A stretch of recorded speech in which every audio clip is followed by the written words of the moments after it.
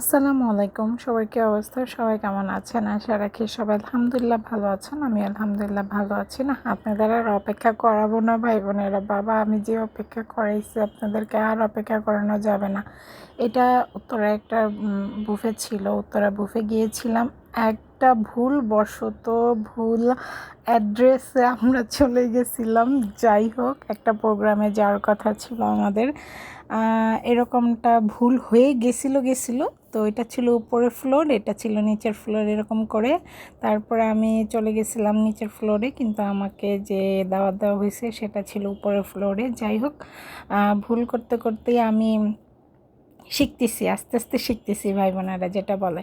আচ্ছা শুনেন, আমি একটা যেটা বলতেছি ইম্পর্টেন্ট একটা কথা, সেটা হলো আমি কিন্তু বুফে যাওয়া স্টার্ট করছি ফার্স্ট আমার ফ্রেন্ডদের সাথে 2018 সালে।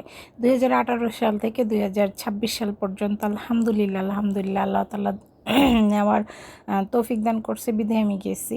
কিন্তু আপনারা বিশ্বাস করেন, আমি কম বেশি অনেক বুফে খাইছি, অনেক বুফে, প্রায় ম্যাক্সিমাম নতুন নতুন বুফগুলাই আমার বুফে খাওয়া শেষ। আমি শুধু রেডিসনে যাই নাই, ঠিক আছে? আর আরেকটা আমার অ্যাকচুয়ালি নামটা মনে পড়তেছে না। এই দুইটা রেস্টুরেন্ট ছাড়া আমি মোটামুটি অনেকগুলাই বুফে এবং রেস্টুরেন্টে খাওয়া শেষ আমার, যেগুলো একসময় আমি ভিডিও করি নাই বা আপনাদেরকে দেখাইতে পারি নাই। যাই হোক, আমার একসময় এরকম ধারণা ছিল না যে আমি কখনো ইয়েতে আসবো ফেসবুকে কোনো পেজ আসবে বা আমি কোনো ইউটিউবিং করব বা ফেসবুকিং করব, এরকম কোনো প্ল্যান ছিল না আমার।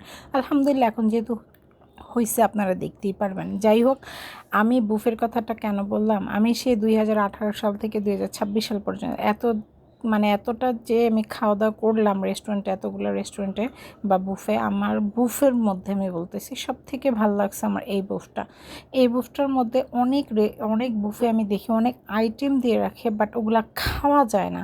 কিন্তু এই বুফের মধ্যে আপনি যে কয়টা আইটেম আপনি আছে, ওনাদের 100টা আইটেম প্লাস আছে, কিন্তু বাট আপনি প্রত্যেকটা আইটেম এত তৃপ্তি সহকারে খেতে পারবেন যে খাবার আপনি নষ্ট করবেন না, এরকম আর কি। তো যাই হোক, এই পণ্ডিতিটা করছে আমার ছেলে।